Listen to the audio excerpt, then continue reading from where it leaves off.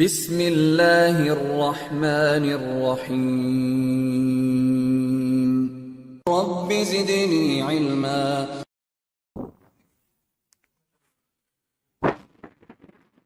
میں تو کھڑے ہو کر کے ہی عام طور پہ کلاس لیتا ہوں. وہ کہیں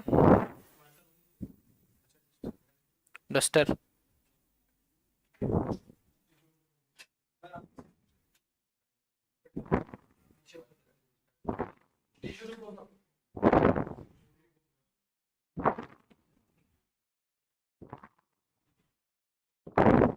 لے دے دیجیے. میں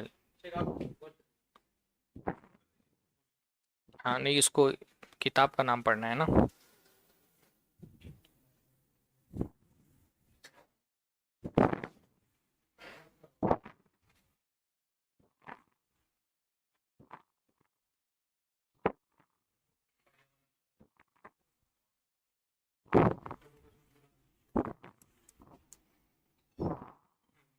الحمدللہ والصلاۃ والسلام علی رسول اللہ. شروع کریں. الاصول من علم الاصول. تو اصول کا مطلب ہوتا ہے بنیادیں. ابھی انشاءاللہ تعالیٰ اور ہم ڈیٹیل میں جائیں گے اصول کس کو کہتے ہیں. یہ کتاب کا نام ہے، تو پہلے کتاب پڑھنے سے پہلے کتاب کے نام کا معنی ہم سمجھ لیں. تو یہ کون سی کتاب ہے؟ الاصول. یہاں پہ دو لفظ آئے اصول کا، ہے نا.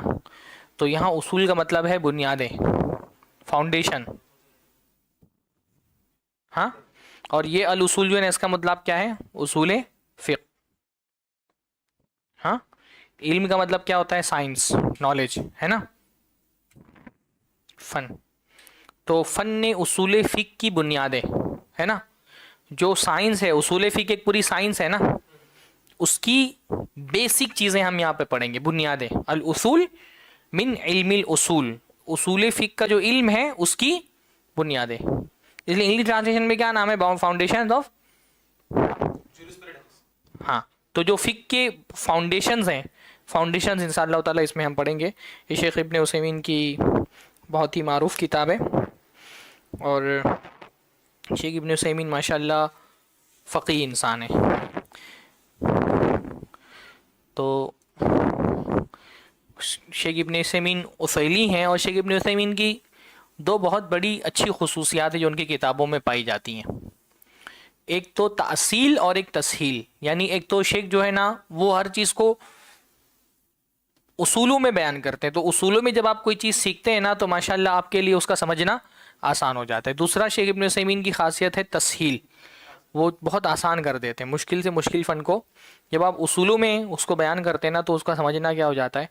آسان ہو جاتا ہے. تو ہم سب سے پہلے پڑھ رہے ہیں شیخ ابن عثیمین کی کتاب ہم نے کھولی. اب ہم پڑھ رہے ہیں اصول الفقہ، فقہ کے اصول.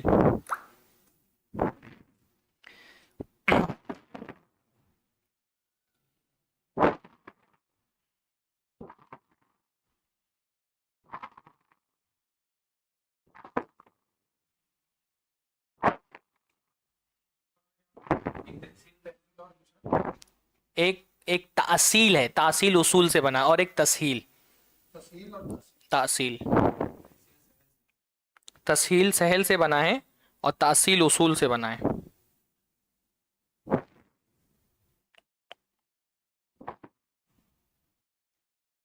تو ہم نے جو ہمارا پہلا درس تھا نا اس میں بنیادی طور پہ اس مقدمے میں ہم نے یہ سمجھنے کی کوشش کی ہے کہ اصول فقہ اتنا اہم فن کیوں ہے، اس کو پڑھنا ضروری کیوں ہے، اس کے پڑھنے کے فائدے کیا کیا ہیں.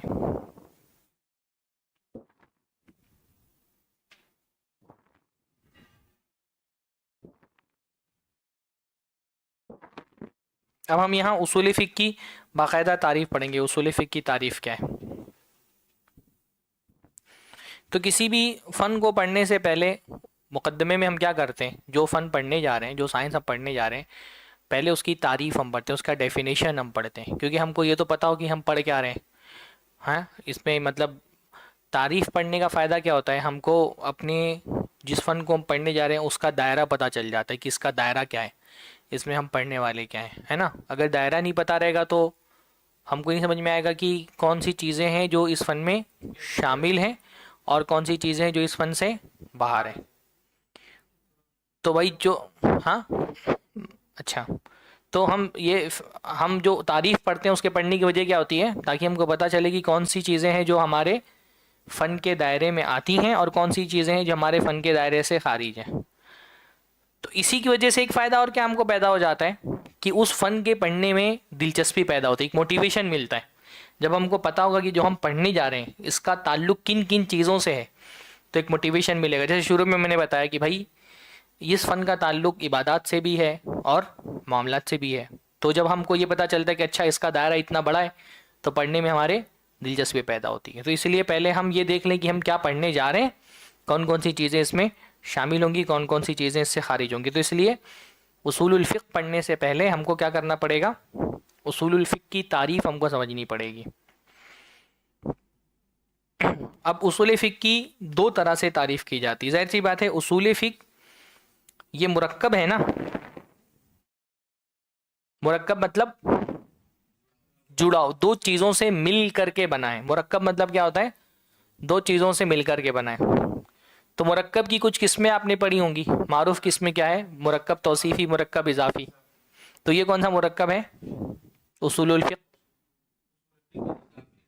اضافی ہے نا، اصول الفقہ، کیونکہ آپ اس کا ترجمہ کیا کرتے ہیں؟ فقہ کے اصول۔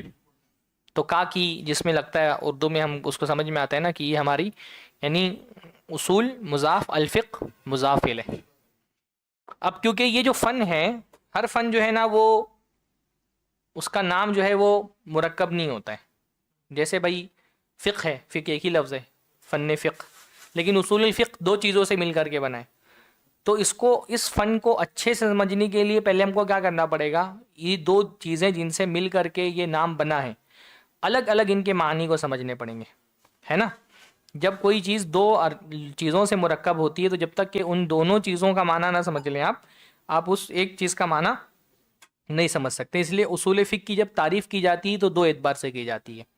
ایک اس کی تعریف کی جاتی ہے اس کے تعریف اضافی جس کو کہا جاتا ہے، یعنی جن چیزوں سے مل کر کے وہ بنا ہے اس کے الگ الگ مفردات کی، مفردات یعنی انڈیویجولز، ہاں، الگ کر کے دونوں حروف کو ان کے الگ الگ معنی سمجھے جاتے ہیں۔ اس کو کہا جاتا ہے ترکیب یا تعریف اضافی، اور ایک ہوتا ہے تعریف لقبی، کہ ان دونوں کو ملا کر کے جب یہ جس فن کا لقب بن گیا ہے اس میں اس کا کیا معنی ہے۔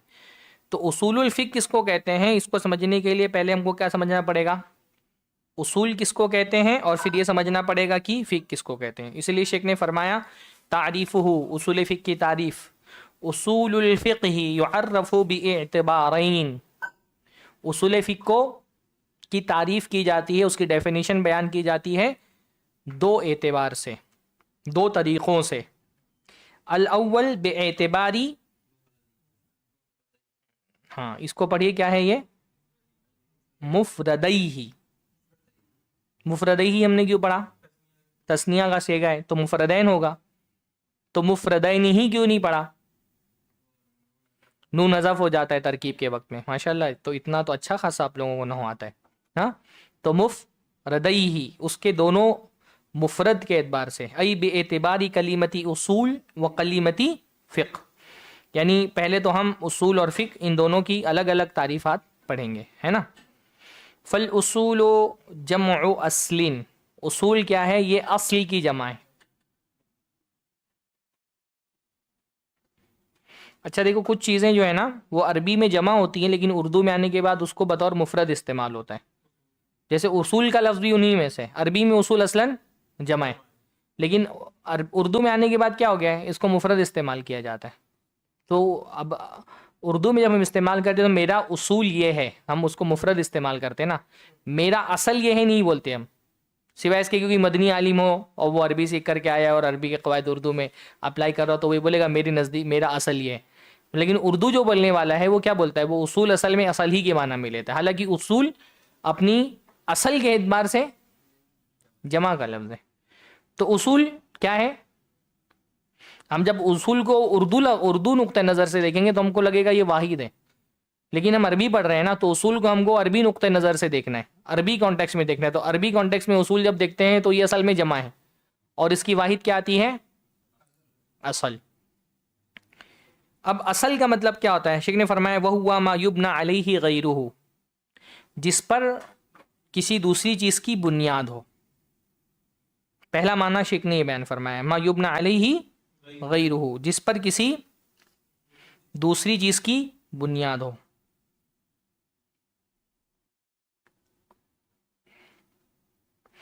یا جس کو ہم عربی میں کہتے ہیں اساس. اساس بھی بنیاد کو کہتے ہیں نا.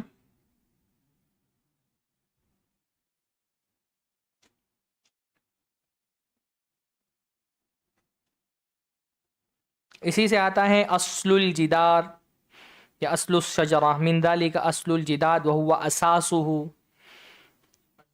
اصل الجدار، جدار مطلب دیوار، تو اصل الجدار کا مطلب کیا ہوتا ہے؟ دیوار کی بنیاد. کیونکہ جو دیوار ہوتی ہے اس کی اینٹیں ہوتی ہیں وہ کس پر ڈیپینڈ کرتی ہیں؟ فاؤنڈیشن پر ڈیپینڈ کرتی ہیں. تو فاؤنڈیشن کو کیا کہا جاتا ہے؟ اصول کہا جاتا ہے. اور اصل الجدار یعنی دیوار کی فاؤنڈیشن، دیوار کی بنیاد. کہ اصل الشجرہ تنے کو کہا جاتا ہے. شجرہ یعنی پیڑ، تو اصل الشجرہ پیڑ کا جو تنا ہوتا ہے. اس لیے قرآن مجید میں جو الفاظ آئے ہیں دیکھیے، ما قطعتم من لینۃ او ترکتموها قائمۃ علی اصولها فباذن اللہ، کہ جن پیڑوں کو تم نے کاٹا ہے یا جن کو ان کے اصول پر چھوڑ دیا، یعنی ان کے تنوں پر کھڑا چھوڑ دیا ہے. تو یہ اللہ تعالیٰ کے حکم سے. جب بنو نذیر پر مسلمانوں نے حملہ کیا تھا تو کچھ پیڑ کاٹ دیے تھے نا، تو وہاں پیڑ کی جو تنے ہوتے ہیں ان کو قرآن مجید میں کیا کہا گیا؟ اصول کہا گیا. وہ مثال شیخ نے یہاں پہ نہیں بیان فرمائی ہے، دوسری مثال بیان فرمائی ہے. الم تر کیف ضرب اللہ مثلا کلمۃ طیبۃ کشجرۃ طیبۃ اصلها ثابت وفرعها فی السماء، کہ اللہ تعالیٰ مثال بیان کرتا ہے پاک کلمے کی. کشجرۃ طیبۃ، وہ پاک پیڑ کی طرح ہے. اصلها ثابت، جس کا اصل ثابت ہے، یعنی جس کا تنا کھڑا ہے. وفرعها فی السماء، اور اس کی شاخیں آسمانوں پر ہیں. تو فرع اور اصول، اصول کس کو کہتے ہیں؟ جس پر کسی اور کی بنیاد ہو، ہے نا. فاؤنڈیشن جو ہوتا ہے اس پر کچھ چیزیں ٹکی ہوئی ہوتی ہیں. جیسے آپ نے پڑھا نا، ایک اصول آپ نے پڑھ لیا کیا؟ الامر یدل علی الوجوب. اب وہ جو حکم آپ کا نکلا ہوا ہے یہ اسی پر تو کھڑا ہے، اسی اصول پر ہے نا. نص جو ہے وہ اس سے آپ جو حکم نکالا ہے وہ حکم اصول پہ کھڑا ہے. اگر اصول ہٹا دیا جائے تو حکم ہٹ جائے گا. تو احکام جو آپ نکالتے ہیں، آپ کے احکام اصل میں اس کی بنیاد میں کیا ہوتا ہے؟ آپ کے اصول ہوتے ہیں. اسی لیے اصول فقہ اصول کہا جاتا ہے کہ جو آپ کا حکم ہے اس کی بیس ایک اصل پر ہے. اس اصل کو ہٹا دیا جائے تو حکم لٹک جائے گا، اس کا کوئی بیس ہی نہیں رہ جائے گی. تو اصل جو ہے وہ بیس ہوتا ہے جس پر آپ کا حکم کھڑا ہوتا ہے. وہ پرنسپلز کو جو ہوتے ہیں ان پرنسپلز پر ہی آپ کی پوری فقہ کھڑی ہوتی ہے. اگر ان پرنسپلز کو ہٹا دیا جائے تو فقہ بیس لیس ہو جائے گی. تو شریعت میں جو احکام ہوتے ہیں ان کی ایک بیس ہوتی ہے فقہی احکام، اور وہ فقہی احکام کی بیس کیا ہوتی ہے؟ اصول فقہ ہوتی ہے.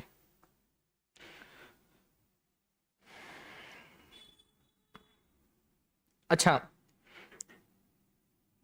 علماء نے جو اس میں تو شیخ نے صرف اصول کی جو ہے نا وہ ایک ہی لغوی معنی بیان فرمائے. ایک اور معنی علماء نے اصول کا بیان فرمایا ہے کہ ایک اصول جو ہے وہ کہتے ہیں جس پر کسی چیز کی بیس ہو. اور اسی طرح سے اصول کے لیے ایک چیز اور استعمال ہوتی ہے، ما یتفرع عنہ غیرہ. یہ کتاب کے علاوہ اس کو لکھ لیجئے، ما یتفرع عنہ غیرہ. ہاں لغت میں ہی. ہاں تفرع، فرع آپ نے پڑھا نہیں قرآن کی آیت ہے فرعوها فی السماء، عنہ غیرہ. ہاں جس سے دوسری فرع نکلتی ہے. اصل میں یہ کہا گیا نا کہ بھائی والد کو بھی اصل کہا جاتا ہے، والد کو بھی بچے کا اصل کہا جاتا ہے، لیکن بچہ تو والد پر اس کی بنیاد نہیں ہوتی ہے. تو اس لیے اصل کا ایک معنی اور بیان کیا گیا، وہ کیا؟ جس سے دوسری چیزیں نکلی ہوں، ہے نا. جیسے شاخیں جو ہیں وہ پیڑ سے نکلتی ہیں. فرع کا مطلب اصل میں شاخیں ہوتا ہے، تو جس سے شاخیں نکلتی ہیں اس کو بھی اصل کہا جاتا ہے. تو ما یبنى علیہ غیرہ او ما یتفرع عنہ غیرہ.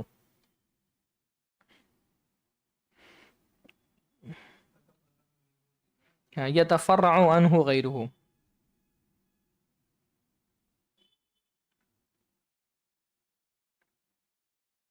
دوسرا لفظ کیا ہے؟ تو ایک تو ہوگا اصول کا معنی.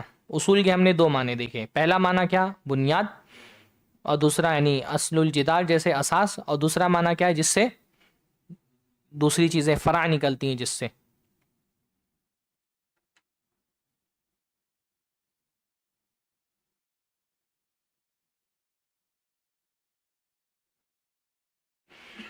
تو فقہ کا معنی کیا ہوتا ہے؟ اصول کا معنی تو ہم نے دیکھ لیا. الفقہ لغتاً الفہم منہ قولہ تعالی واحلل عقدۃ من لسانی. فقہ لغت میں کہتے ہیں فہم کو. فہم کا مطلب کیا ہوتا ہے؟ سمجھ. جیسے اللہ نے قرآن میں فرمایا واحلل عقدۃ من لسانی یفقہوا قولی. اللہ تعالیٰ میری زبان کی گانٹ کو کھول دے. یفقہوا قولی، تاکہ وہ میرے قول کو سمجھ سکیں. قرآن مجید میں یہ لفظ فہم ہی کے معنی میں استعمال ہوا ہے. اور قرآن میں جو استعمال ہوا ہے وہ ہر طرح کے فہم کے لیے استعمال ہوا ہے، چاہے وہ واضح چیزوں کا فہم ہو یا خفی چیزوں کا فہم ہو.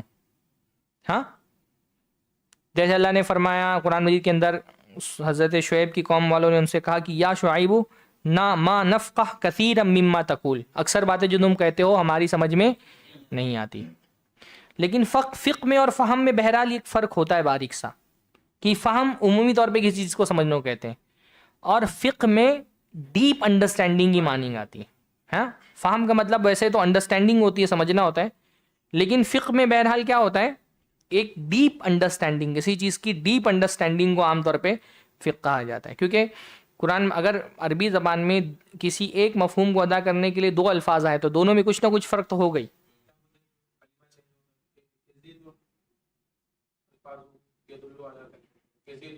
زیادت المبنا تدل علی زیادت المعنی، لیکن یہاں پہ زیادت المبنا والی بات نہیں ہے، تو مادہ ہی الگ ہے دونوں کا نا. فقہ اور فہم کا مادہ الگ ہے.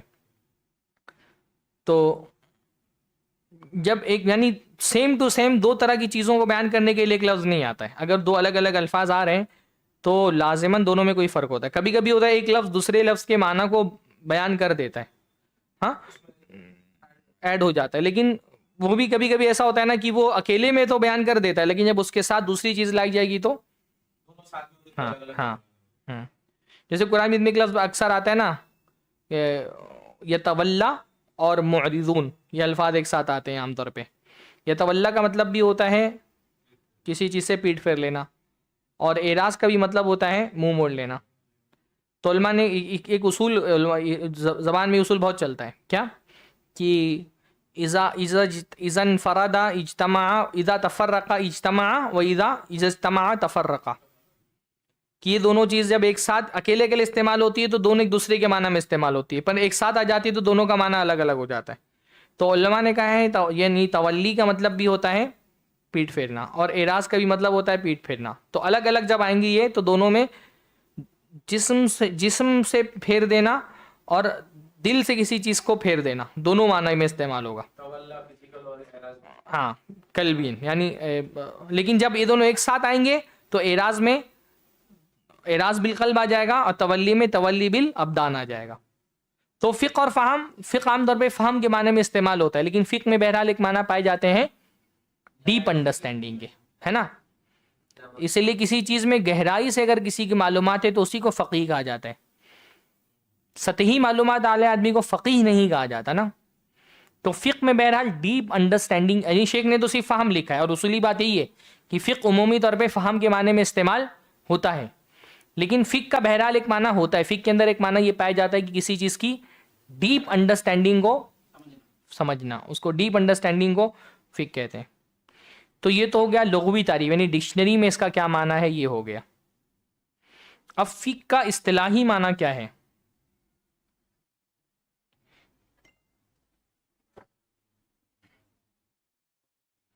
یہ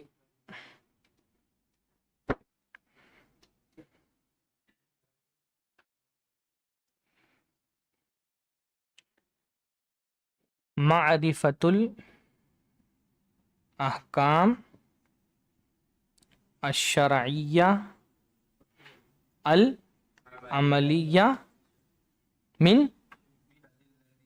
بل لکھا ہے بِأَدِلَّتِهَا تفصیلیہ نا.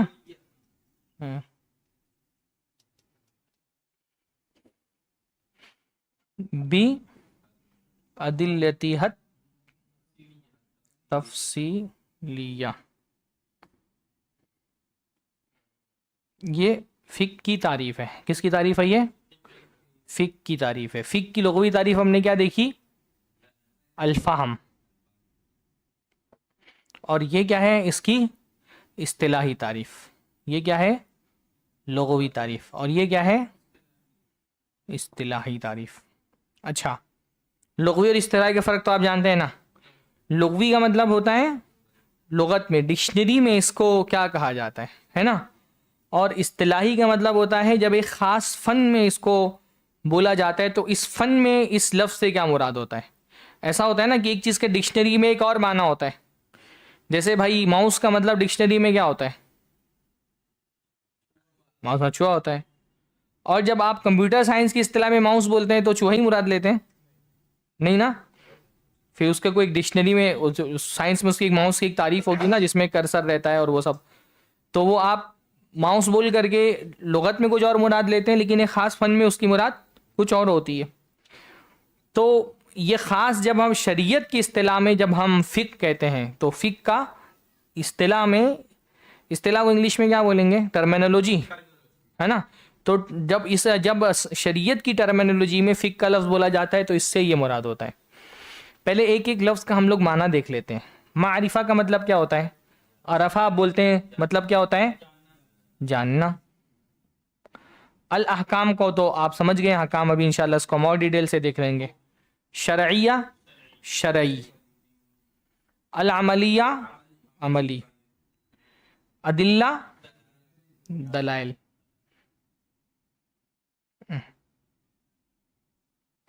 اور تفصیلیہ کا بھی ہم انشاءاللہ تعالیٰ دیکھیں گے. بنیادی طور پہ یہاں تفصیلیہ سے مراد کیا ہے؟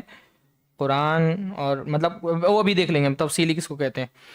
بلکہ یہ اس کو یہاں پہ بھی رہنے دیتے ہیں. یہاں پہ تفصیلی دلائل سے کیا مراد ہے اس کو بھی ہم سمجھیں گے اچھے سے. تو پہلی بات کیا ہے؟ جاننا شریعت کے عملی احکام کو تفصیلی دلیلوں سے. جاننا شریعت کے عملی احکام کو تفصیلی دلیلوں سے، اس کو کیا کہتے ہیں؟ فقہ کہتے ہیں. تو جو شریعت کے عملی احکام کو تفصیلی دلائل سے جان لے اس کو کیا کہیں گے؟ فقیہ کہیں گے، ہے نا.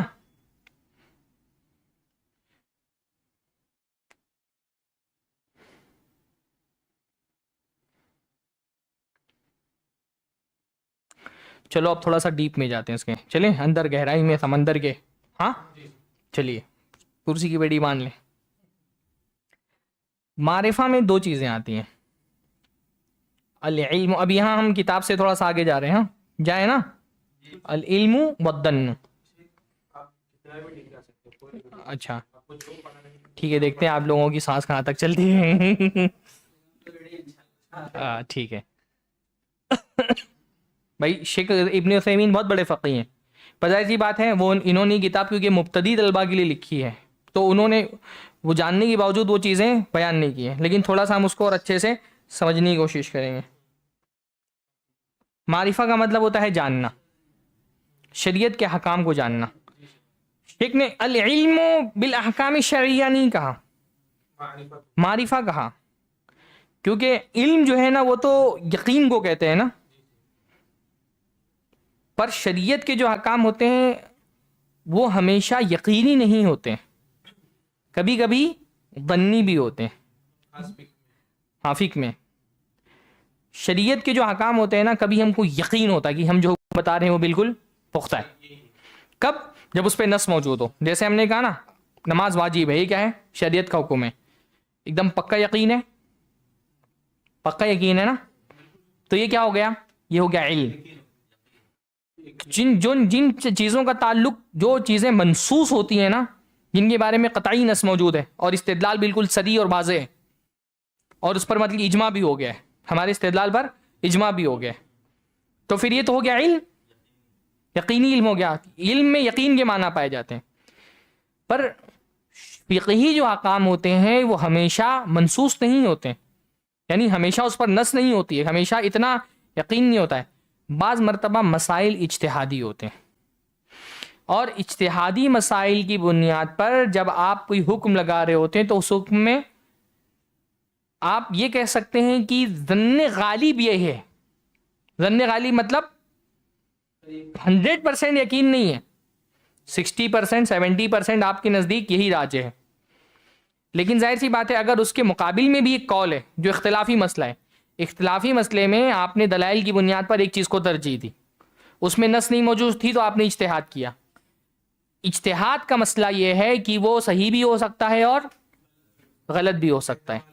تو جب اجتہاد کی بنیاد پر آپ کوئی بات کہتے ہیں تو اجتہاد کی بنیاد پر جو بات کہی جاتی ہے اس کا کیا وہی درجہ ہوگا جو درجہ ایک منصوص چیز کا ہوتا ہے؟ نیچے آئیں گے تھوڑا کر کے 50% سے نیچے نہیں جائیں گے نا.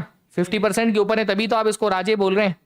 60 ہے، 70 ہے، 80 ہے، 90 ہے، 95 تو بھی یہ کیا ہوا؟ یقین تو نہیں ہوا، یہ ہو گیا ظن غالب. سمجھ رہے ہیں نا؟ غالب مطلب آپ کے نزدیک غلبہ اس قول کو حاصل ہے، دلائل اس کے حق میں زیادہ قوی ہیں، لیکن بہرحال وہ جو یقین والا علم ہے وہ نہیں ہے. جیسے پرانے اختلافی مسائل میں رکوع سے نکات ہوتی کہ نہیں ہوتی ہے، اختلافی مسئلہ ہے. اختلافی مسئلے میں آپ ایک قول تو بولتے ہیں لیکن اس بات کا امکان مجتہد کے پاس بھی رہتا ہے نا کہ اس کا اجتہاد غلط ہو اور سامنے والے کا اجتہاد راجح ہو. میں کہتا ہوں میرے نزدیک یہ چیز راجح ہے لیکن یہ چیز مرجوح ہے، لیکن اس بات کا امکان ہے نا کہ یہ جو راجح ہے یہ اور یہ بھی جو مرجوح جس کو میں سمجھ رہا ہوں وہ راجح ہو سکتا ہے. تو اب ہم اتنا یقین سے تو نہیں جا سکتے نا 100%، ہم ادھر پہ ہیں 90%، 95%، ہاں 80%، 70%، 60%. تو یہ کیا ہے؟ ظن غالب ہے. اگر شیخ کہہ دیتے العلم بعض لوگوں نے کہا ہے العلم بالاحکام الشرعیہ، پر علم کہہ دیں گے تب تو اس سے اجتہادی مسائل خارج ہو جائیں گے، اس لیے شیخ نے علم نہیں کہا. دیکھیے یہ باریکیاں ہوتی ہیں ہے نا، تعریف میں بہت باریکی ہوتی ہے. ایک لفظ کے اختیار کرنا، ابھی اس میں انشاءاللہ تعالی جتنی تعریفات آپ پڑھیں گے نا آپ کی بات سمجھ میں آئے گی کہ کتنی دقت کے ساتھ الفاظ کا اختیار کیا جاتا ہے تعریف کرتے ہوئے، کتنی باریکی ہوتی ہے جو بظاہر ایک پڑھنے والے کو پہلی نظر میں نہیں سمجھ میں آتی ہے کہ اس لفظ کے بجائے اس لفظ کا استعمال کیوں گیا. اور عربی میں یہ بہت زیادہ ہے، عربی میں ایک چیز کے معنی کو بیان کرنے کے لیے 10 الفاظ ہوتے ہیں. بلاغت یہی ہوتی ہے کہ آپ صحیح ترین لفظ استعمال کریں. تو معرفہ اس لیے کہا العلم نہیں کہا کیونکہ العلم میں پھر ظن نہیں آئے گا. علم اور ظن ایک دوسرے کے مقابل ہوتا ہے. منصوص مسائل میں آپ کے پاس کیا ہوتا ہے؟ علم ہوتا ہے. اجتہادی مسائل میں علم نہیں ہوتا، ظن ہوتا ہے، یعنی غالب گمان ہی ہے کہ یہ بات راجح ہے، لیکن بہرحال کسی درجے میں یہ احتمال موجود ہے کہ یہ بات مرجوح. بھائی جیسے کسی نے کسی کے غلام کو قتل کر دیا، کسی نے کسی کے غلام کو قتل کر دیا، میرا غلام ہے، حافظ جی نے اس کو قتل کر دیا، تو حافظ جی کیا کریں گے؟ مطلب قتل خطا مان لو، بھائی حافظ جی ہیں، جان بوجھ کے کیوں مارے؟ ہاں دیت ہوگی، غلام تو مال ہے نا تو اس کی قیمت دیں گے کہ دیت؟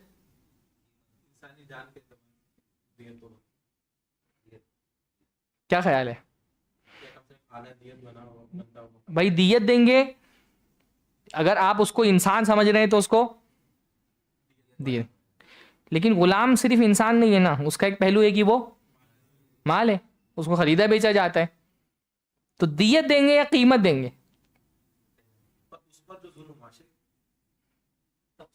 بھائی مل تو اس کو رہا ہے نا، مالک کو مل رہا ہے. تو آپ نے میرا مال نقصان پہنچایا ہے نا، تو مال کے بدلے تو قیمت ہونی چاہیے. ابھی ہم راجے میں نہیں جا رہے، راجے کیا ہے؟ مان لو کہ آپ بول رہے ہیں دیت اور میں بول رہا ہوں قیمت، پہلے تو دونوں ہیں، وہ انسان ہے تو اس حساب سے دیت دینی چاہیے، پر وہ مال بھی ہے تو اس حساب سے قیمت دینی چاہیے. مطلب مارکیٹ میں اگر میں وہ غلام بیچنے کے لیے جاتا تو مان لیجئے مجھے اس کے ملتے 5 لاکھ روپے ہیں، اور مان لیجئے کہ اس کی دیت جو بن رہی ہے وہ 10 لاکھ روپے. تو اگر دیت بولیں گے تو 10 لاکھ دینا پڑے گا، قیمت بولیں گے تو 5 لاکھ دینا پڑے گا. تو ایک حیثیت سے وہ مال بھی ہے اور ایک حیثیت سے وہ انسان بھی ہے. اب اختلاف ہو سکتا ہے اس میں اب میں مان لو قیمت بول رہا ہوں, آپ اس کو دیت بول رہے ہیں. اگر میں قیمت بھی بول رہا ہوں تو یہ میرا اجتہاد ہے نا. یہ مسئلہ اس کو قیاس شبہ بولتے ہیں, کہ آپ جیسے کیمرہ والا مسئلہ تھا نا, کہ آپ اس کو یہاں لے جا کے جوڑیں گے یا یہاں لے جا کر کے جوڑیں گے, دو الگ الگ چیزوں کے مماثل ہے وہ, دو الگ الگ چیزوں کے جیسا ہے وہ. تو اگر میں مان لو قیمت بھی بول رہا ہوں تو میرا اجتہاد ہے نا, میں اس کو راجح سمجھ رہا ہوں, لیکن یہ مرجو بھی ہو سکتا ہے. آپ دیت بول رہے ہیں, آپ اس کو راجح سمجھ رہے ہیں, وہ بھی مرجو ہو سکتا ہے. تو اب اجتہادی مسائل میں جو بھی میں بولوں گا وہ کیا ہوگا, اس کا درجہ نص کی طرح نہیں ہوگا. جیسے آزاد انسان کے قتل میں کیا ہے, دیت ہے, وہ تو ایک منصوص مسئلہ ہے, تو وہ تو علم ہو جائے گا اس کے معاملے میں. اس میں جو بات میں کہہ رہا ہوں وہ اس کی بنیاد علم پر ہے. لیکن غلام کے مسئلے میں جو بات میں کہہ رہا ہوں اس کی بنیاد کس پر ہے, اجتہاد پر. اور اجتہاد کا ہمیشہ ایسا نہیں ہوتا کہ اجتہاد کے بعد جو بات کہی جائے وہ مرجو بھی ہو سکتی ہے. بعض مرتبہ اجتہاد کے دلائل اتنے قوی ہوتے ہیں کہ اس سے بھی یقین حاصل ہو جاتا ہے نا. مطلب بعض چیزوں میں قیاس ہوتا ہے, پر قیاس اتنا کنفرم, قیاس اتنا مضبوط ہوتا ہے, اس کے بنیاد اتنی مضبوط ہوتی ہے کہ اس کو ہم یقین کا درجہ حاصل ہو جاتا ہے. یعنی دونوں میں علت کتنی واضح طور پہ پائی جاتی ہے. ہاں جیسے اب وہ ڈرگس کا معاملہ یہ کہ وہ مسکر ہی ہے, تو وہ تو ایک اس کے معاملے میں نص ہی موجود ہے ہمارے لیے. جیسے غلام, جیسے لونڈی کے بارے میں آتا ہے کہ اگر جیسے مان لیجئے کہ قرآن مجید میں اللہ تعالیٰ نے فرمایا والذین یرمون المحصنات من النساء, جو ناپاکیزہ عورتوں پر تہمت لگائے ان کو 80 کوڑے لگانا ہے نا, 80 کوڑوں کا سمانی جلدہ. اب مان لیجئے کہ کسی آدمی پر تہمت لگا دی گئی, عورت پر تہمت نہیں لگائی. آدمی کے بارے میں نص تو نہیں موجود ہے, نہ قرآن میں نہ حدیث میں, تو آپ کیا کر رہے ہیں, قیاس کر رہے ہیں عورت پر مرد کو. پر اس قیاس کا بنیاد اتنی قوی ہے کہ آپ ایک دم یقین سے بول سکتے ہیں کہ جو حکم عورت کا ہے وہی حکم مرد کا ہے, کیونکہ حرمت دونوں کو ایک جیسی حاصل ہے, دونوں کی عزت کو ایک جیسی حرمت, جیسے عورت کی عزت ہے ویسے مرد کی بھی عزت ہے. تو اگر عورت کی عزت پر تہمت لگانے پر 80 کوڑے ہیں تو مرد کی عزت پر بھی تہمت لگانے پر 80 کوڑے ہیں. اور ہم یہ جو قیاس کر رہے ہیں اس قیاس کی بیس اتنی مضبوط ہے کہ ہم پورے یقین سے یہ بات بول سکتے ہیں, ہے نا. غالباً اس پہ اجماع بھی ہے, تو اجماع والا بھی ہم کو ایک وہ مل جائے گا, اس کے ساتھ ایک سپورٹ مل گیا ہے. تو ہمیشہ ایسا نہیں کہ اجتہاد جو ہے وہ ظنی رہتا ہے, لیکن بعض مرتبہ اجتہاد جو ہے وہ علم کے درجے پہ نہیں رہتا ہے, بلکہ وہ یقین علم کا فائدہ نہیں دیتا ہے, وہ ظن کا فائدہ دیتا ہے, پر ظن غالب کا فائدہ دیتا ہے. اس لیے ہم نے یہاں پر, اس لیے شیخ نے یہاں پر علم کہنے کے بجائے معرفہ کہا, کیونکہ معرفہ میں علم بھی آ گیا اور ظن بھی آ گیا. اتنا کلیئر ہو گیا.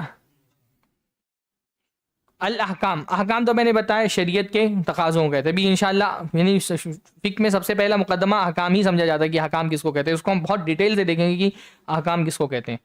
تو شریعت کے تقاضے کو, اور یہ شریعت کا تقاضا کیسا ہے, شرعی تقاضے. اب یہ الاحکام الشرعیہ, بہت سارے احکام ہوتے ہیں ان کا تعلق شریعت سے نہیں ہوتا ہے, وہ اصول فقہ کا موضوع نہیں ہے. میں جیسے زمین گول ہے یا چپٹی ہے, یہ فقہ کا موضوع ہے نہیں ہے نا. حالانکہ پرانے ادوار میں اس پہ علماء کا اجماع تھا کہ زمین گول ہے, ابن تیمیہ وغیرہ نقل کیا ہے, پر یہ ہمارے فقہ کا موضوع نہیں ہے نا. تو شریعت کے احکام بہت سارے ہوتے ہیں, پر یہاں اصول فقہ میں ہم کس پر بحث کرتے ہیں, شریعت کے احکام پر بحث کرتے ہیں. تو بہت ساری چیزیں ہوتی ہیں جن کا تعلق دنیاوی احکام سے ہوتا ہے. تو اللہ کے نبی نے کیا فرمایا, انتم اعلم بامور دنیاکم, تمہارے دنیا کے معاملے میں تم بہتر جانتے ہو. جیسے یہ مسئلہ کہ کیا 2 کھجوروں کی ٹہنیوں کو باندھ دینے سے کھجور زیادہ پیدا ہوتا ہے, کیا اس کو شرعی حکم کہیں گے, ہم نہیں کہیں گے, ہے نا. یہ کھیتی باڑی کے احکام سے متعلق یہ چیزیں, 2 اور 2 کتنا ہوتا ہے, تو یہ شریعت کا حکم نہیں ہے, یہ میتھس کا مسئلہ ہے. زمین گولی کی چپٹی ہے, یہ جغرافیہ کا مسئلہ ہے نا. دل کیا کام کرتا ہے, میڈیکل سائنس کا مسئلہ ہے. پیر کیا کام کرتے ہیں, لیور کڈنی کیا کام کرتے ہیں. تو احکام بہت سارے ہوتے ہیں. مرچی پر تیکھی ہونے کا حکم لگانا ہے یا میٹھی ہونے کا حکم لگانا ہے, یہ سب اس کا مسئلہ ہے, کھیتی باڑی کا مسئلہ. احکام بہت سارے ہوتے ہیں. ہم جب بات کرتے ہیں شریعت کی تو اس سے کیا مطلب, شریعت کے کیا تقاضے, ہے نا, شریعت نے آپ سے کیا طلب کیا ہے. کوئی چیز حلال ہے یا حرام ہے, واجب ہے, مستحب ہے, مکروہ ہے, حرام ہے, باطل ہے, فاسد ہے, سبب ہے, معنی ہے, یہ سب کہتے کیا ہے, شریعت کیا کام ہے. تو اصول فقہ میں بنیادی طور پہ شریعت کے احکام کے بارے میں بات ہوتی ہے نا. تو شریعت کے احکام جاننا. اب شریعت کے احکام دو طرح کے ہوتے ہیں بنیادی طور پہ. شریعت کا ایک حکم ہوتا ہے جس کا تعلق ہمارے ایمان اور عقیدے سے ہوتا ہے، ماننا. اور شریعت کا دوسرا حکم ہوتا ہے جس کا تعلق ہمارے عمل سے ہوتا ہے. کیونکہ شریعت کے جو نصوص ہیں نا وہ دو طرح کے ہوتے ہیں. شریعت کے جو نصوص ہیں وہ دو طرح کے ہوتے ہیں. نہیں وہ محکم متشابہ نہیں.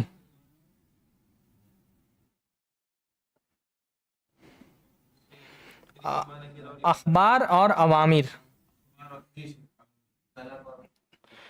ہاں، یا اخبار اور احکام بھی آپ کہہ سکتے ہیں اس کو. کچھ چیزوں کی خبر دی گئی ہوتی ہے، کچھ چیزوں کا حکم دیا گیا ہوتا ہے. تمت کلمت ربک صدقا وعدلا، آپ کے رب کا کلام مکمل ہے صدق ہونے کے اعتبار سے بھی اور عدل ہونے کے اعتبار سے بھی. پہلے یہ سمجھ لیں، شریعت میں جو نصوص ہوتے ہیں نا قرآن و سنت کے، اس میں کچھ چیزیں ہوتی ہیں جن میں اخبار ہوتے ہیں، یعنی اس میں خبر دی گئی ہوتی ہے. خبر کا تعلق کبھی پاسٹ سے ہوتا ہے، ماضی سے، کبھی پریزنٹ سے ہوتا ہے، حال سے، کبھی فیوچر سے ہوتا ہے. جیسے شریعت میں بتایا گیا کہ حضرت آدم علیہ السلام کی تخلیق کیسے ہوئی ہے نا. قرآن کی پوری لمبی آیت ہے حضرت آدم کی تخلیق کے متعلق، اور پھر ابلیس نے کیا، وہی کیا ہے، خبر ہے. اس پہ عمل کرنا ہے، اس پر کیا کرنا ہے، یقین کرنا ہے، ایمان لانا ہے نا. کچھ کا تعلق پریزنٹ سے ہوتا ہے نا. الرحمن علی العرش استوی، اللہ تعالیٰ عرش پر مستوی ہے، اس پہ عمل کرنا ہے، ماننا ہے اس کو ہے نا.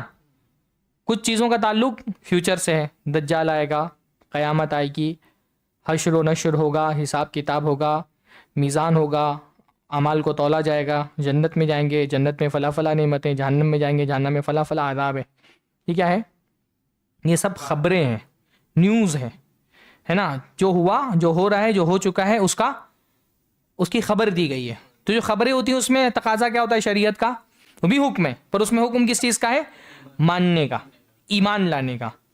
تو اخبار جو ہوتے ہیں ان کا تعلق کس سے ہوتا ہے، ایمان سے ہوتا ہے نا. اس کے بارے میں ہم کو کیا رکھنا ہوتا ہے، عقیدہ رکھنا ہوتا ہے. اور احکام جو ہوتے ہیں ان کا تعلق کس سے ہوتا ہے، عمل سے ہوتا ہے. اوامر جو ہوتے ہیں ان پہ عمل کرنا ہوتا ہے، یعنی اس کے اندر طلب ہوتی ہے یا تو کرنے کی یا تو رکنے کی. تو ایک ہے ایمان اور ایک ہے عمل. فقہ کا موضوع عمل ہے، ایمان نہیں ہے. اسی لیے الاحکام الشرعیہ العملیہ، سمجھ آئی نا. احکام شرعی پر جو کون سے احکام شرعی احکام میں ایمان بھی آئے گا ہے نا. جیسے اللہ تعالیٰ عرش پر مستوی ہے تو شریعت کا حکم کیا ہے کہ اس پر ایمان لے کر کے آؤ. تو احکام شرعی تو ہے یہ ایمان والا، لیکن یہ عملی نہیں. اب مثلا آپ بتائیے کہ اس کا تعلق فقہ سے ہے یا عقیدے سے ہے. اللہ تعالیٰ کے ہاتھ ہیں، عقیدے سے اس کا تعلق ہے نا. قیامت سے قریب دجال کا خروج ہوگا. ہاں، جب دجال کا خروج ہوگا تو دن جو ہے وہ بہت لمبے ہو جائیں گے. ہاں، جب دن لمبے ہو جائیں گے تو نمازیں اندازے سے پڑھی جائیں گی. ہاں، اس کا تعلق کس سے ہے، عمل سے. اس کا تعلق کس سے ہے، نماز کیسے کب پڑھی جائے گی، اس کا تعلق کس سے ہے. یہ نماز پڑھنے کا عملی فقہ ہے نا، عمل. تو فقہ میں کیا آتا ہے، شریعت کے وہ احکام جن کا تعلق عمل سے ہے نا. تو یہ فرق کرنے کی ضرورت ہے کہ کون سا موضوع ہمارا عقیدے میں جا رہا ہے. اب یہ عمل والے میں کہیں کہیں عقیدے کا ایک پوائنٹ رہے گا. جیسے میں نے کہا نا نماز واجب ہے، یہ عقیدے سے بھی اس کا تعلق ہے. جب ہم اس کو عقیدے کے باب میں پڑھیں گے تو عقیدے کے نقطہ نظر سے پڑھتے ہیں، جب فقہ کی باب میں پڑھیں گے تو فقہی نقطہ نظر سے پڑھیں گے. کیونکہ نماز کو واجب ماننا بھی تو ہے. تو ماننے کا تعلق کس سے ہے، عقیدے سے، اور کرنے کا تعلق کس سے ہے، فقہ سے. ایک ہی چیز میں دو پہلو ہیں، سمجھ رہے ہیں نا. نماز کو واجب ماننا یہ کیا ہے، اور نماز کو پڑھنا واجبی طور پہ جو اس کا تقاضا یہ کیا ہے، عمل ہے. تو جو ماننے والی چیزیں ہیں ان کا تعلق عقیدے سے ہے، اور جو عمل مطلب کرنا نا، جو کرنے والی چیزیں اس کا تعلق فقہ سے ہے. پھر عمل میں بھی الگ الگ ابواب آئیں گے. بنیادی طور پہ عمل کے دو ابواب ہیں، ایک عبادات اور دوسرا معاملات ہے نا.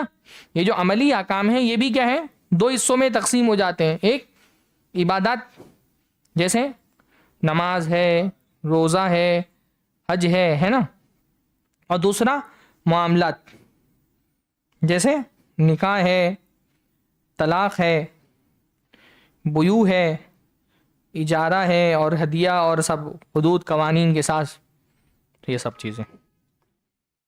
تو شریعت کے عملی احکام کو جاننے کا نام، صرف جاننے کا نام فقہ ہے. یہ دلیل کہاں سے بیچ میں آ گیا؟ کیا صرف شریعت کے عملی احکام جاننے کا نام فقہ نہیں بول سکتے تھے؟ دلیل سے جاننا شرط کیوں لگا دیا؟ ہاں کیوں وہی تو پوچھ رہا ہوں، مقید کیوں کیا جا رہا ہے؟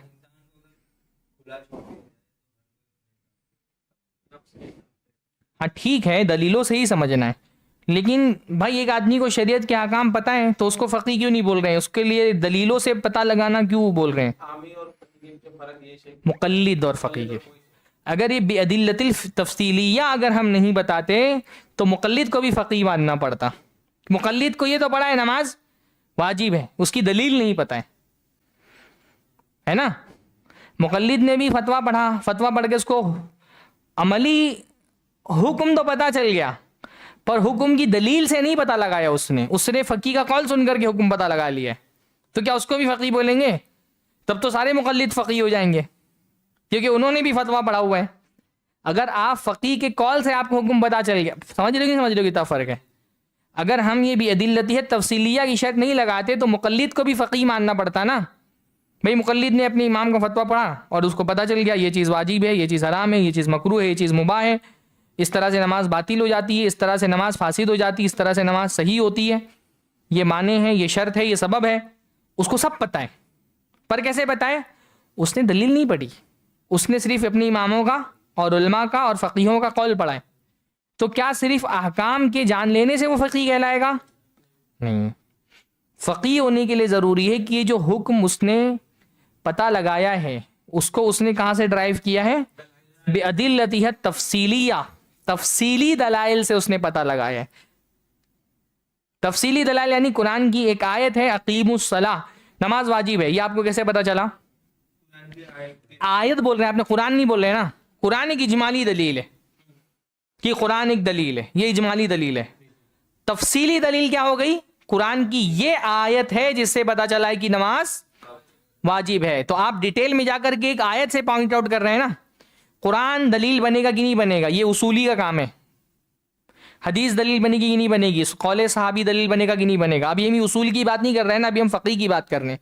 فقی کیا کرتا ہے؟ ڈیٹیل میں جا کر کے فلاں عمل فلاں حدیث سے ثابت ہے، وہ ڈیٹیل میں جا کر کے اس حدیث کو پوائنٹ آؤٹ کرتا ہے اور وہاں سے وہ حکم نکالتا ہے. اس لیے اس کو تفصیلی دلائل کہا گیا، کیونکہ فقی جو ہے وہ تفصیلی دلائل سے استدلال کرتا ہے. اس کی بحث ہوتی ہے کہ فلاں حدیث سے دلیل ملی ہے، فلاں آیت سے دلیل ملی ہے. ظاہر سی بات ہے فقی جو ہے وہ صرف حافظ نہیں ہوتا ہے مسائل کا.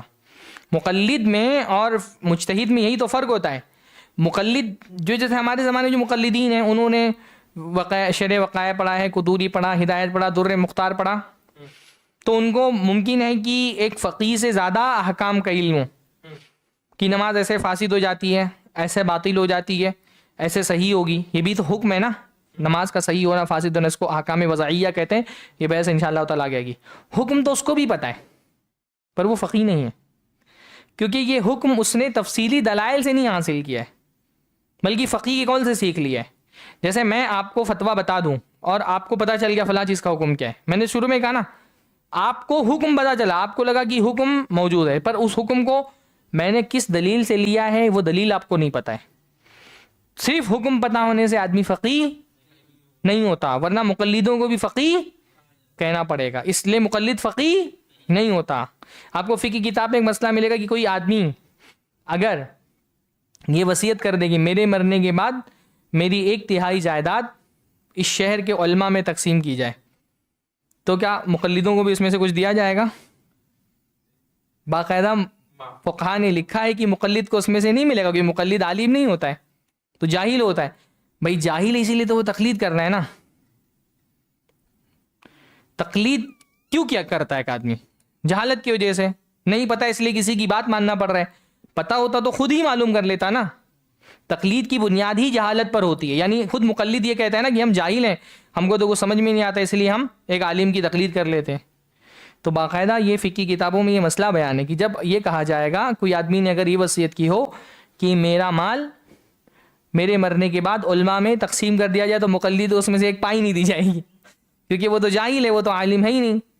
فقیہ ہونے کے لیے ضروری کہ انسان کو دلائل سے پتہ ہو, ہے نا, تفصیلی دلائل سے پتہ ہو. یعنی ایک ہوتا ہے اجمالی دلائل, قرآن اجمالی طور پہ قرآن دلیل, اجمالی اور تفصیلی کی بحث سمجھیں.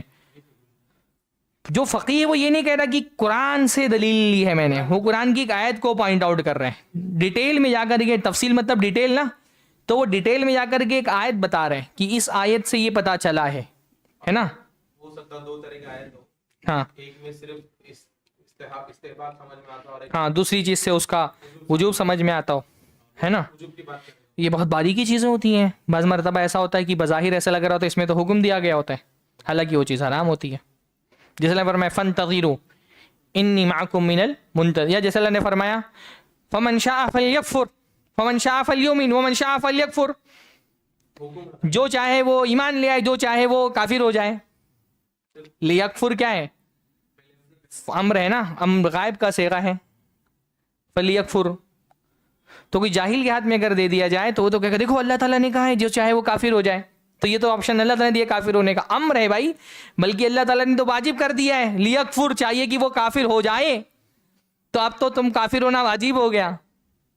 وہ تو فقیہ بتائے گا نا کہ اللہ کے بندے کبھی کبھی امر تہدید کے لیے آتا ہے, ڈرانے کے لیے آتا ہے. تو کبھی کبھی امر جو ہے وہ تہدید کے لیے آتا ہے, ڈرانے کے لیے آتا ہے. یعنی آپ یہ دیکھیں کہ کیسا معاملہ ہو سکتا ہے کہ بظاہر تو امر ہے, لیکن جس چیز سے رکنا ہے اسی کا امر دے دیا گیا ہے. تو اور بھی بہت سارے طریقے ہوتے ہیں کسی چیز کے وجوب کو ثابت کرنے کے. جب آپ جائیں گے ڈیپ میں پڑھیں گے تو آپ کو پتہ چلے گا انشاءاللہ تعالیٰ. صرف امر تو ایک آسان سی چیز ہے جو ہم بول رہے ہیں نا, اس کے علاوہ بھی طریقے ہوتے ہیں جس سے کسی چیز کا وجوب ثابت کیا جاتا ہے. تو کسی چیز کو واجب قرار دینے کے کیا کیا طریقے ہوتے ہیں, یہ ایک پوری انشاءاللہ تعالیٰ بحث ہے جو آپ لوگ اصول فقہ میں پڑھیں گے. تو فقیہ جو ہے وہ ڈیٹیل میں جا کر کے کسی ایک آیت کو پوائنٹ آؤٹ کر کے بول رہا ہے کہ یہ ہے میرے اس قول کی دلیل. تو اس لیے کیا کہا گیا, تفصیلی دلائل, ہے نا. تو فقہ کس کو کہتے ہیں, معرفت الاحکام الشرعیہ العملیہ بادلتها التفصیلیہ, تفصیلی دلائل سے شریعت کے عملی احکام کو جاننے کا نام فقہ ہے نا.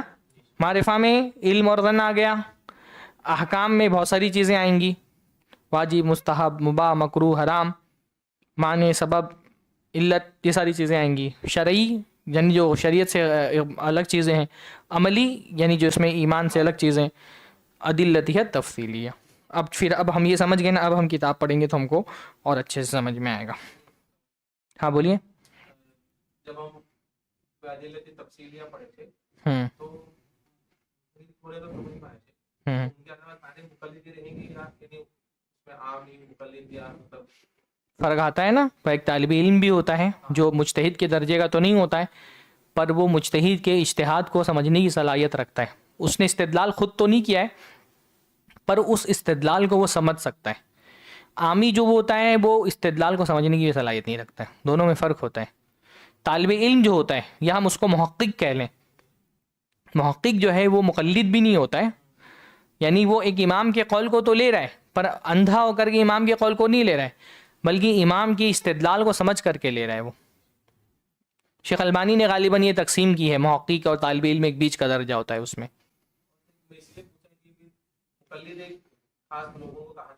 ہاں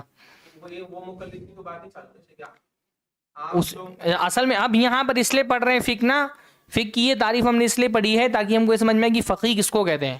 جب آپ اصول فقہ کے راستے پہ چلیں تو آپ کا مقصد فقیہ بننا ہے نا, تو آپ کو پتہ چلنا چاہیے کہ آپ فقیہ بننے جا رہے ہیں, مقلد نہیں بننے جا رہے. مقلد ہوتے تو اصول فقہ پڑھنے کی ضرورت ہی نہیں تھی نا, پھر تو صرف فتوے پڑھ لینا کافی ہوتا کہ بھئی فلاں امام نے اس کو حلال کہا, اس نے حرام کہا, مباح کہا, مبوح کہا, تو اصول فقہ کی ضرورت نہیں ہوتی. تو آپ جس راستے پر چل رہے ہیں اس راستے پر چلنے کا مقصد ٹھیک ہے, ہو سکتا ہے آپ ابھی شروعات میں طالب علم ہیں لیکن آپ کے اس راستے پر چلنے کا مقصد کیا ہے کہ آپ فقیہ بننا چاہ رہے ہیں، تو آپ یہ سیکھ رہے ہیں کہ تفصیلی دلائل سے عملی شرعی احکام کا استنباط کیسے کیا جائے، یہ آپ سیکھ رہے ہیں نا۔ اگر یہ سیکھنا ہی نہیں ہوتا تو اصول فقہ پڑھنا کیوں ضروری تھا؟ پھر تو صرف فتوے پڑھنا کافی ہوتا کہ آپ بس امام نے فلاں چیز کو حلال کا ہے حرام کا، جیسے مقلد ہوتا ہے وہ فقہی کی مسلک کو فالو کرنے والے عوام میں یہاں میں عام یہاں جو مقصد ہے آپ کا اس میں پڑھنے کا، وہ آپ کو سمجھ میں آنا چاہیے کہ فقیہ کس کو کہتے ہیں اور فقہ کس کو کہتے ہیں۔ یہ اصل مقصد ہے آپ کا یہاں پہ، کیونکہ آگے آپ ایک علم کے راستے پر چل رہے ہیں نا۔ ظاہر سی بات ہے بھائی، جو فقیہ بنا ہوگا بڑا، اس نے شروعات تو یہیں سے کی ہوگی، پہلے اصول فقہ سیکھا ہوگا، تو آپ یہاں پر یہ اسی لیے سیکھ رہے ہیں۔ باقی وہ جو آپ بول رہے ہیں نا کہ اہل حدیث اور مقلد اس کا فرق کیا ہوتا ہے، وہ ایک دوسرا موضوع ہے، اس پر کبھی اور گفتگو ہوگی۔ تو ہم نے سمجھ لیا، آپ پڑھتے ہیں اصطلاحی تعریف کیا ہے؟ معرفت الاحکام الشرعیہ العملیہ بادلتها التفصیلیہ، شرعی احکام کو جاننا، شرعی عملی احکام کو جاننا، بادلتها التفصیلیہ، اس کے تفصیلی دلائل کے ذریعے سے۔ تو جو فقیہ ہوتا ہے وہ کیا کرتا ہے؟ تفصیلی دلائل سے شریعت کے عملی احکام کا استعمال کرتا ہے۔ فرملادو بقولنا معرفہ العلم والظن، اب ہم نے جو معرفہ کہا اس سے ہماری مراد کیا ہے؟ العلم بھی مراد ہے اور الظن بھی مراد ہے۔ کیوں؟ لأن ادراک الاحکام الفقہیہ قد یکون یقینیا وقد یکون ظنیا، کیونکہ جو فقہی احکام ہوتے ہیں ان کا جاننا کبھی کبھی یقینی ہوتا ہے جب وہ منصوص ہوتے ہیں، وقد یکون ظنیا، اور کبھی کبھی وہ ظنی بھی ہوتے ہیں۔ کما فی کثیر من مسائل الفقہ، جیسا فقہ کے بہت سارے مسائل میں ہوتا ہے، خاص طور پہ جب اجتہادی مسائل ہوتے ہیں، اختلافی اجتہادی مسائل ہوتے ہیں۔ اجماعی اجتہادی مسائل میں بھی یقینی ملتا ہے ہم کو، ہے نا، کیونکہ اجماع جو ہے وہ کس کا فائدہ دیتا ہے؟ یقین کا، ہے نا۔ کسی چیز میں اگر اجماع ہو جائے تب یقین ہو جاتا ہے نا وہ، لیکن جو اجتہادی مسائل جن کا تعلق اجماع سے نہیں ہے اور جو اختلافی مسائل ہیں، اس میں ہمیشہ فقیہ یہ کہتا ہے کہ میرے نزدیک یہ راجح ہے۔ ایک صاحب نے مجھ سے پوچھا، خاتون دی بلکہ، انہوں نے مجھ سے کسی مسئلے میں پوچھا جو اختلافی مسئلہ تھا، تو انہوں نے کہا کہ میں نے ان سے کہا دیکھو میری رائے، یہ تو بھڑک گئی، آپ اپنی رائے کیوں بتا رہے ہیں، ہم کو شریعت کا حکم بتائیے۔ تو یہ تو بہت جرت ہوگی کہ میں اپنی رائے کو دوں، شریعت کا حکم ہے، جب اختلافی مسئلہ ہے تو میری رائے ہے نا۔ اپنی رائے کو شریعت کا حکم ڈائریکٹ نہیں بول سکتے ہم یہ بول سکتے ہیں میری، ٹھیک ہے، وہ میری رائے بولنے کے لیے بھی حالانکہ ایک درجہ چاہیے۔ جب ہم جیسے طالب علم جب کہتے ہیں میری رائے، تو اس کا مطلب یہ ہوتا ہے کہ جو علماء نے اختلاف ہوا ہے اس میں میرا رجحان یہ ہے کہ یہ میری رائے یہ ہے کہ اس مسئلے میں فلاں کی رائے زیادہ راجح، میری رائے یہ ہے کہ فلاں فقیہ کی رائے راجح۔ پر یہ تو بڑی بات ہو جائے گی نا کہ میری ایک رائے، جو میں نے کہا کہ اپنے فہم کو میں شریعت کے حکم کا درجہ نہیں دے سکتا ہوں، اتنا یقین نہیں ہے میرے پاس، تو میں اپنی رائے کو یقین سے بول دوں کہ شریعت کا حکم ہے، جب تو یہ جرات ہو جائے گی میری نا۔ بھائی جب اختلافی مسئلہ ہے اور اختلافی مسئلے میں میں نے اپنے علم کی بنیاد پر ایک قول کو ترجیح دی ہے، تو ایک قول کو اگر ترجیح دی ہے تو یہ ترجیح میری رائے ہے نا۔ میری رائے اور شریعت کے حکم میں فرق ہے کہ نہیں فرق ہے؟ جو اجتماعی مسائل ہیں اس میں تو مسئلہ نہیں ہے، اجماعی مسائل میں آپ ڈھڑ سے بول دیں کہ یہ قول ہے شریعت کا، لیکن مسئلہ اگر اجماعی نہیں ہے، اختلافی ہے، تو اس میں تو ظاہر سی بات ہے آپ جو بھی بولیں گے وہ آپ کی رائے ہوگی، کیونکہ آپ نے اجتہاد سے بولا ہے، رائے مطلب اجتہاد ہے نا۔ اور طالب علم تو خود اجتہاد بھی نہیں کر رہا ہے، وہ تو یہ بولے گا کہ فلاں لوگوں کا جو قول ہے وہ راجح ہے، تو اس کی ترجیح میں رائے ہوگی۔ تو بہرحال وقد یکون ظنیا، اور کبھی کبھی کیا ہوتا ہے وہ ظنی ہوتا ہے، جیسے بہت سارے فقہ کے مسائل میں ظنی ہوتے ہیں وہ۔ والمراد بقولنا، اور جو ہم نے یہ کہا الاحکام الشرعیہ، تو الاحکام المتلقہ من الشرعی، احکام الشرعیہ سے کیا مراد ہوتا ہے؟ وہ احکام جو ہم نے شریعت سے ریسیو کیے ہیں۔ تلقہ میں نے کہا نا، تلقہ مطلب کیا ہوتا ہے؟ ریسیو کرنا، لینا، تو وہ احکام جو ہم شریعت سے لیتے ہیں، کل وجوبی و تحریمی، جیسے کسی چیز کا واجب ہونا ہے، کسی چیز کا حرام ہونا، یہ شریعت کا مسئلہ ہے نا، کون سی چیز واجب ہے، کون سی چیز حرام ہے۔ فخرج به الاحکام العقلیہ، تو جو اسے عقلی احکام ہیں وہ نکل گئے۔ کمعرفت ان الکل اکبر من الجز، جیسے کہ یہ جاننا کہ کل جو ہے وہ جز سے بڑا ہوتا ہے۔ کل کا مطلب کیا ہوتا ہے؟ ہول، اور جز کا مطلب اس کا ایک حصہ۔ تو جو کل ہے ہمیشہ جز سے بڑا ہی ہوگا، کہ کبھی ایسا ہو سکتا ہے کہ جز کل سے بڑا ہو؟ مثلا انسان ایک کل ہے، اس کا جز کیا ہے؟ ہاتھ ہے، تو کبھی ایسا ہوگا کہ ایک ہاتھ انسان سے ہی بڑا ہو گیا؟ نہیں نا، کل ہمیشہ جز سے بڑا ہوگا. جیسے واشنگ مشین ہے تو اس کا ایک پارٹ ہے، کوئی پارٹ ہمیشہ ایک پورا ہول اس کے جسم سے چھوٹا ہی ہوگا نا، کہ ایسا ہو سکتا ہے جز کل سے بڑا ہو جائے، پر کل جز سے بڑا ہوتا ہے. یہ جو اصول ہے، یہ جو حکم ہے، یہ کیا ہے؟ شرعی حکم ہے، عقلی حکم ہے نا. والاحکام العادیہ، یا جو عادی احکام ہے جیسے موسم سے متعلق احکام ہے، کمعرفتی نزول التلی فی اللیلۃ الشاتیہ اذا کان الجو صحوا، جیسے یہ جاننا کہ نزول التلی، تل کا مطلب ہوتا ہے کیا کہتے ہیں اس کو؟ شبنم. ہاں، شبنم کا نازل ہونا فی اللیلۃ الشاتیہ، ٹھنڈی رات میں، اذا کان الجو صحوا. ایک منٹ، ہاں، بعض مرتبہ کچھ چیزوں کے ترجمے میں صحون کا مطلب ہوتا ہے صاف ستھرا، غالباً میں دیکھ لیتا ہوں ڈکشنری میں.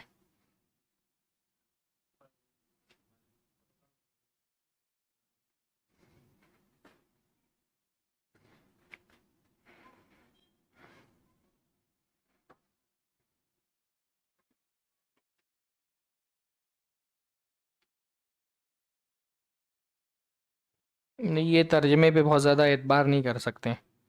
یہ جو اردو ترجمہ اسے ابن عثیمین کی کتاب کا کسی نے کیا ہے، اس میں گھپلا بہت ہوا ہے. کہیں کہیں وہ مصنف عبارت کو سمجھ نہیں پاتے اور وہ ترجمہ ایسا کر دیتے ہیں جو صحیح نہیں ہوتا ہے.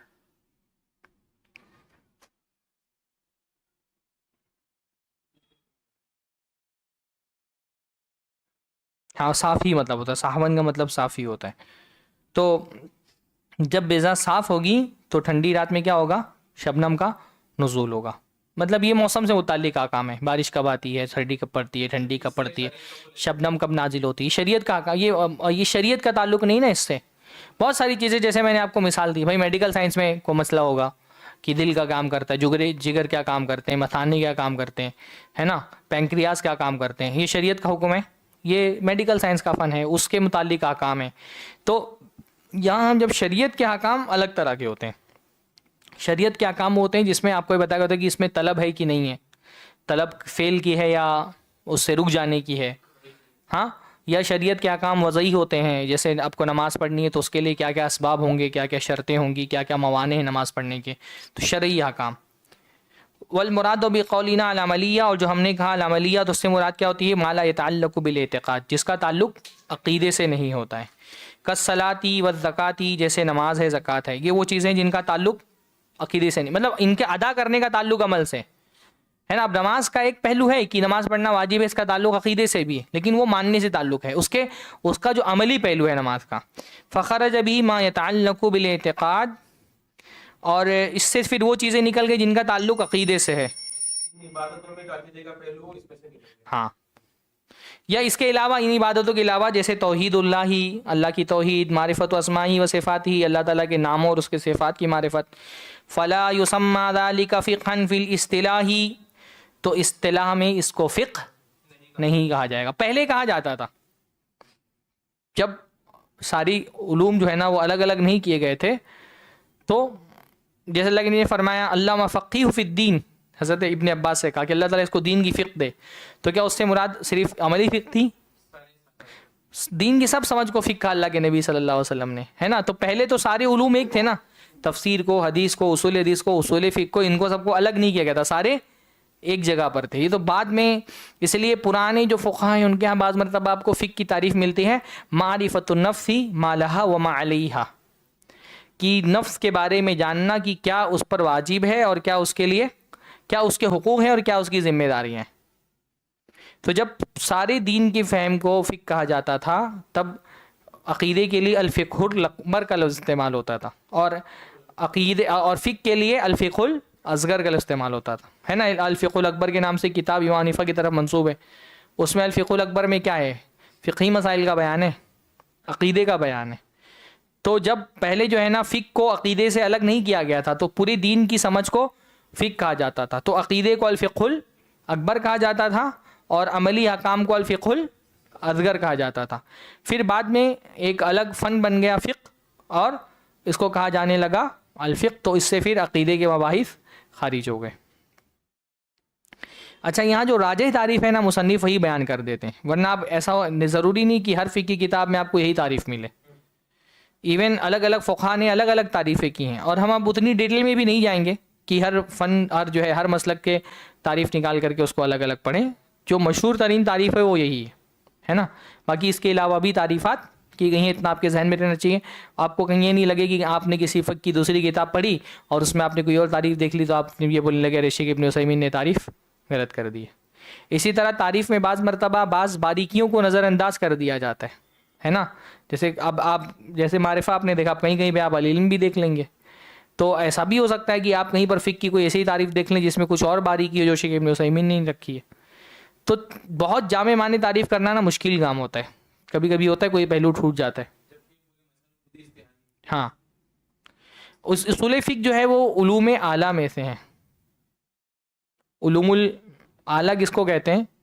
وہ علوم جن کو آپ کو سیکھنا ہو، اعلیٰ مطلب ٹولز نا، اعلیٰ ٹول کو کہتے ہیں نا، تو وہ ٹولز ہوتے ہیں جن کے ذریعے سے آپ، ایک ہوتا ہے علوم غایہ، قرآن حدیث یہ علوم غایہ ہیں یعنی فی نفسہ ہی یہ مقصود ہے، اور ایک ہوتا ہے علوم اعلیٰ جن کو سیکھا جاتا ہے تاکہ وہ علوم جو غایہ ہیں جو قرآن اور سنت ہیں ان سے آپ استخراج اور استنباط کر سکیں۔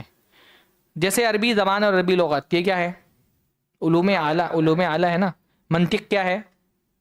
علوم اعلیٰ ہے۔ تو ایک ہوتا ہے علوم اعلیٰ اور ایک ہوتا ہے علوم غایہ۔ اصل مقصد تو آپ کا قرآن، اور غایہ مطلب کیا ہوتا ہے؟ مقصد ہے نا۔ تو اصل مقصد تو آپ کا قرآن اور حدیث کو سمجھنا ہے، پر قرآن اور حدیث سمجھنے کے لیے کچھ ٹولز آپ کو چاہیے۔ تو اصول الفقہ کیا ہے؟ وہ ٹولز ہیں جو آپ کو قرآن و سنت کو سمجھنے میں تعاون کرتے ہیں۔ وقت جب تک علوم اعلیٰ میں آپ ماہر نہیں ہوں گے علوم غایہ تک آپ پہنچ نہیں سکتے۔ زیادہ ڈیٹیل میں چلے جا رہے ہیں کیا ہم لوگ؟ ہاں تو عملیہ کہہ کر کے ہم نے اعتقاد سے متعلق جو مباحث ہیں ان کو خارج کر دیا۔ اب اعتقاد سے متعلق مباحث جو ہیں وہ بہت سارے ہوتے ہیں نا۔ ایک منٹ، ہاں 120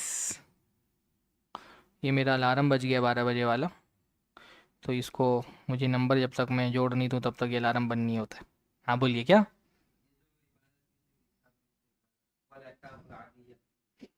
الاحکام العادیہ، یا وہ عادیہ کہتے ہیں عادت کو، یعنی عادی احکام جن کا تعلق عادات سے ہے نا۔ جیسے جب کوئی فضا جو ہے وہ صاف ہو تو سردی کی راتوں میں شبنم کا نزول ہوتا ہے۔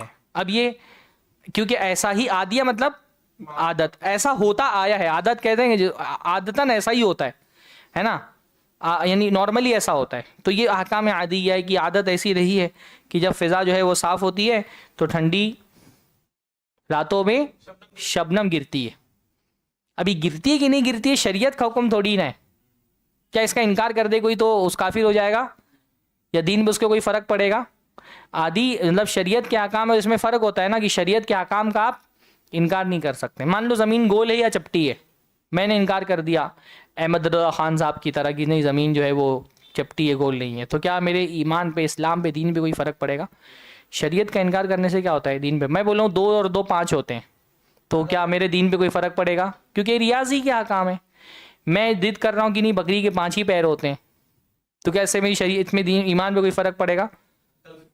ہاں عقل پہ فرق پڑے گا، ایمان پہ فرق نہیں پڑے گا نا۔ شرعی احکام کون سے ہوتے ہیں؟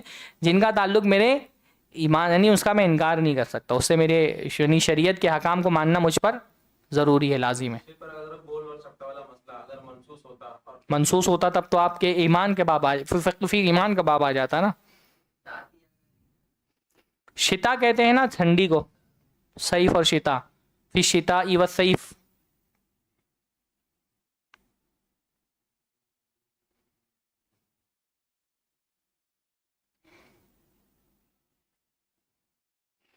والمراد بقولنا بأدلتها التفصیلیہ ادلۃ الفقہ، اور جب ہم نے کہا ادلۃ التفصیلیہ تو اس سے مراد کیا ہے؟ فقہ کے وہ دلائل المقرونہ جو جڑے ہوئے ہوتے ہیں۔ قرانہ کا مطلب کیا ہوتا ہے؟ جڑنا۔ قرین اسی سے کس کو کہتے ہیں؟ ساتھی کو بولتے ہیں نا, ان کان علی قرین, قرآن کی آیت ہے نا, یا سورہ بقرہ میں, سورہ کاف میں بھی ہے, جو شیطان جو ساتھ میں ہوتا ہے اس کو قرین کا, کیسے قرآن کی بات ہے نا قرین, ہاں, یا قرآن, قرآن مجید میں ایک لفظ آیا ہے قرین کی جمع. ارے بھائی سورہ بقرہ میں کیسے ہے وہ, کانا قرین ہوں, کالا قرین ہوں ہادا ما لدی عتید, جو قرین جو شیطان ہوتا ہے نا, جو شیطان آدمی کے ساتھ ہمیشہ جڑا ہوا رہتا ہے, لگا ہوا رہتا ہے, اس کو قرین کہا جاتا ہے. یا کوئی چیز اسی سے قرائن آتا ہے, قرینہ آتا ہے, قرینہ یعنی جو کسی کلام سے جڑی ہوئی چیزیں جو اس کے کلام کے معنی کو طے کرتی ہیں. ہاں, قرآن ساتھیوں کہا جاتا ہے, قرآن کا لفظ بھی قرآن کے اندر آیا ہے. تو المقرونہ اسی سے بنا ہے. عربی میں ایک فائدہ کہ آپ مادہ سمجھ گئے نا, تو آپ سے جڑے ہوئے سارے بہت سارے الفاظ سمجھ جاتے ہیں آپ. ہاں, نقیز لہو شیطان فہو لہو قرین, ہاں, اور قرآن بھی آیا ہے, جو شیطان, جو ظالم لوگ ہوتے ہیں نا ان کے ساتھی ہوتے ہیں, ان کو قرآن کہا گیا. تو ادلۃ الفقہ المقرونہ, فقہ کی وہ دلیلیں جو جڑی ہوتی کن سے, بے مسائل الفقہ التفصیلیہ, فقہ کے تفصیلی مسائل سے. فخرج بہ اصول الفقہ, تو اصول الفقہ اس سے خارج ہو گیا. لأن البحث فیہ انما یکون فی ادلۃ الفقہ الاجمالیہ, کیونکہ اصول فقہ میں کیا ہوتا ہے, فقہ کے اجمالی دلائل پر بحث کی جاتی ہے. یعنی فقی جو ہے وہ اس پر بحث نہیں کرتا کہ السارق والسارق تو فاقطعوا ایدیہما سے کیا ثابت ہو رہا ہے, ہاتھ کاٹنا واجب ہے کہ نہیں واجب ہے. وہ اجمالی طور پہ اس پہ بحث کرتا ہے کہ قرآن دلیل ہے کہ نہیں ہے فقہ میں, حدیثیں دلیل ہے کہ نہیں دلیل ہے, قول صحابی دلیل بنے گا کہ نہیں دلیل بنے گا, شرع من قبلنا دلیل بنے گا کہ نہیں بنے گا. شرع من قبلنا یعنی ہم سے ماقبل جو لوگ گزرے ہیں ان کی شریعتیں دلیل بنے گی کہ نہیں بنیں گی. استحسان دلیل بنے گا کہ نہیں بنے گا, استصحاب کیسے دلیل بنے گا, ہے نا. پھر اس میں اور تھوڑا سا ڈیٹیل جائے گا تو ضعیف حدیثیں دلیل بنے گی نہیں بنے گی, خبر واحد دلیل بنے گی نہیں بنے گی. تو ایک پرٹیکولر حدیث کے بارے میں گفتگو نہیں کرتا ہے وہ. اجمال مطلب اوور آل کیا کیا چیزیں, ہاں, اس پورے کیٹیگری کے بارے میں دلیل ہے نا. اجمال یعنی ایک پوری کیٹیگری کے بارے میں وہ بحث کرتا ہے اصولی. تو اور فقی جو ہوتا ہے وہ کیا کرتا ہے, وہ تفصیلی دلائل پہ بحث کرتا ہے. وہ جو مسئلہ نکالتا ہے وہ تفصیلی دلائل یعنی ڈیٹیل میں جا کر کے کسی ایک آیت سے استدلال کر رہا ہے, یا کسی ایک حدیث سے استدلال کر رہا ہے نا, کسی قول کے صحابی کے قول سے استدلال کر رہا ہے. تو اس لیے اجمال تفصیلی دلائل کہہ کر کے اصل میں اصولی کو بھی اس سے خارج کر دیا گیا, کیونکہ اصولی کی بحث جو ہے وہ اجمالی دلائل پر ہوتی ہے. تو بہرحال ہم نے ابھی کیا سمجھا, اصول فقہ کی تعریف سمجھی. اصول اصل کی جمع ہے, فقہ کا مطلب فہم ہوتا ہے, اور ڈیٹیل میں جائے تو فقہ ڈیپ انڈرسٹینڈنگ کو بولتے ہیں, گہرے فہم کو بولتے ہیں. اور فقہ کی اصطلاحی تعریف ہم نے سمجھی, معرفت الاحکام الشرعیہ العملیہ بادلتھا تفصیلیہ. تو زبانی یاد ہو گیا ہوگا کہ نہیں یاد ہوا, آسان ہے. معرفہ اور ادلۃ الشریعہ تو یاد کرنا ہے, الاحکام الشرعیہ العملیہ تو آپ کو یاد ہی ہے. معرفت الاحکام الشرعیہ العملیہ بادلتھا تفصیل, یاد کرنا مشکل نہیں ہوتا, یاد رکھنا مشکل ہوتا ہے. ہاں,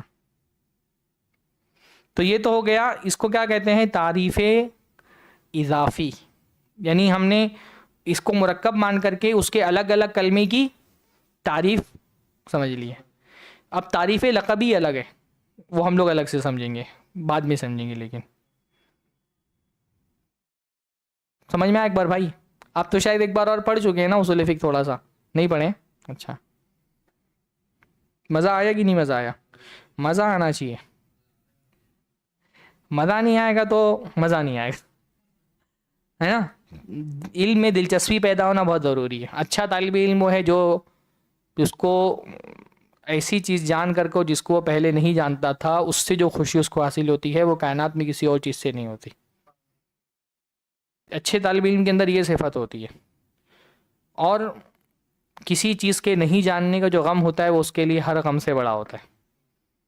میں ذاتی طور پہ میں بہت سست آدمی ہوں. میں آپ تو دیکھا ہوگا آج آپ نے کہ میں 1 گھنٹے کے لیے بھی سو گیا. لیکن جو چیز مجھے موٹیویٹ کرتی ہے نا کسی چیز کو پڑھنے پر, میں اپنی ذاتی تجربہ بتا رہا ہوں, کہ مجھے اگر یہ پتہ چلا کہ مجھے یہ نہیں پتہ ہے, ایون میرے فن سے اس کا تعلق نہیں بھی ہو, ایون اس کا تعلق کسی فضول قسم کے گوسپ سے ہو, تو میں کم سے کم گوگل کر لیتا ہوں, کیونکہ مجھے گھبراہٹ ہوتی ہے کہ یہ کیا چل رہا ہے جو مجھے نہیں پتہ ہے. کیا بولتے ہیں اس کو انگلش میں؟ فومو بولتے ہیں, کیا بولتے ہیں, fear of missing out. Fear of missing out.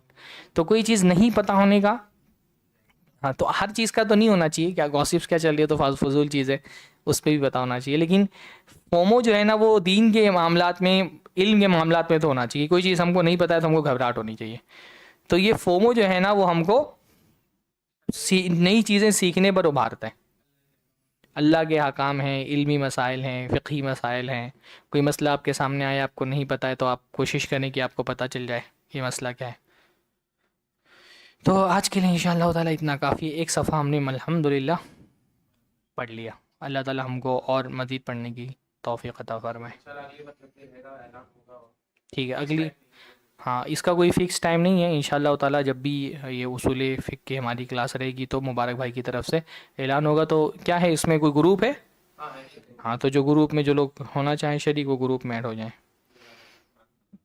بارک اللہ.